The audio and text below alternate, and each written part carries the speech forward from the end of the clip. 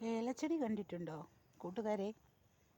പ്രിയ കേസേ, ഏലച്ചെടി കണ്ടിട്ടില്ലാത്തവർക്ക് വേണ്ടിയിട്ടാണ് ഇത് ഇടുന്നത് കേട്ടോ. ഇപ്പം ഏലക്കായൊക്കെ എടുത്തിട്ട് ഇനി ആയി വരണതേ ഉള്ളൂ. അപ്പം ഏലക്കായ ഉണ്ടായി നിൽക്കുന്നത് ഇങ്ങനെയാണ് ഏലച്ചെടി, ഏലക്കായ ഉണ്ടായി നിൽക്കുന്നത് കേട്ടോ. ഇത് കണ്ട, ഏലച്ചെടി എന്ന് പറയുന്നത് ഇതിൻ്റെ തട്ട മാത്രമാണ് ഇപ്പോൾ കാണുന്നത്. കണ്ട, ഇത്രയും പൊക്കത്തിലുള്ള സാധനമാണ്. കണ്ടോ കണ്ടോ, ഒരു രണ്ടാൾ പൊക്കത്തിലാണ് ചെടി നിൽക്കുന്നത്.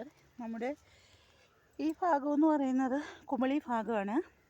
ഇവിടെ ഏലച്ചെടിയുടെ എന്താ പറയുക, ലൊക്കേഷൻ എന്ന് പറഞ്ഞാൽ എ സോണാണ്.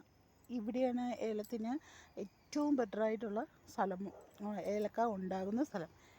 ഇതൊക്കെ എന്ന് പറഞ്ഞാൽ തൈച്ചെടികളാണ് കേട്ടോ. ഇതൊക്കെ 2 വർഷമായിട്ടുള്ളൂ. തൈച്ചെടികളാണ് ഇതെല്ലാം. Okay guys, thank you.